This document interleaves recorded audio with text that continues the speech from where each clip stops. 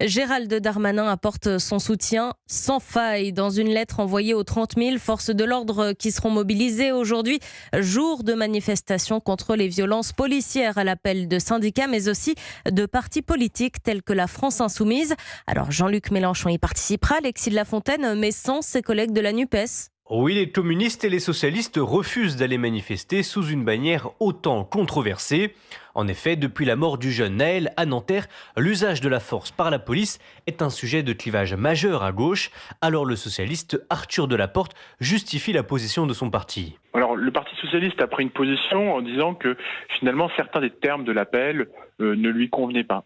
Ça ne veut pas dire que nous sommes en désaccord avec ce qui est porté dans ces manifestations. Donc, il faut aussi des fois savoir faire preuve de mesure dans les mots. Donc on n'a pas signé l'appel. Mais la véritable peur des socialistes, c'est d'abîmer leur image en se mélangeant à une foule qui scande « la police tue », cette fameuse accusation répétée par Jean-Luc Mélenchon et qui horripile ses collègues de la NUP. Autre point de blocage pour les communistes, la présence d'organisations pro-abaya. Ces manifestations fourre-tout dérapent forcément, analyse un proche de Fabien Roussel. Merci Alexis de la Fontaine du service politique d'Europe 1. C'est dans ce contexte que l'IGPN, la police des polices, a rendu public le nombre d'enquêtes menées l'année dernière. L'autorité a été saisie de 1065 enquêtes judiciaires, un nombre stable sur 3 ans.